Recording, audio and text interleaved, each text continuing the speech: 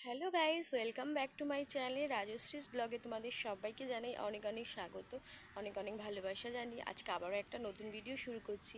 তো তোমরা সবাই কেমন আছো? আশা করি ভালোই আছো। আমরাও সবাই কিন্তু খুবই ভালো আছি।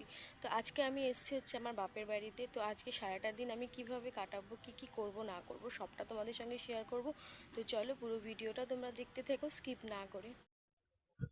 তো দেখো বন্ধুরা, এটা হচ্ছে আমাদের বাড়ি। আর আমাদের বাড়িতে না অনেক গাছপালা লাগানো, সেই জন্য খুব সুন্দর ঠান্ডা হাওয়া দেয়। এই জন্য আমরা সকলেই বাইরেই বসে থাকি।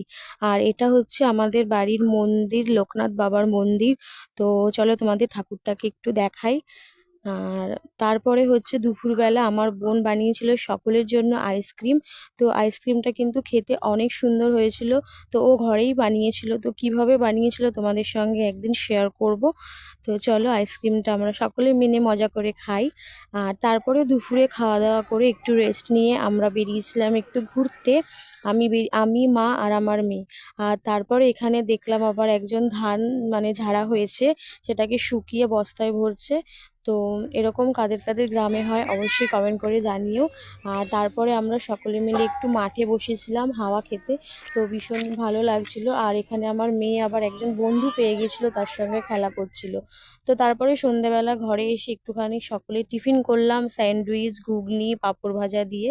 তো চলো আজকের মধ্যে এই পর্যন্তই, টাটা।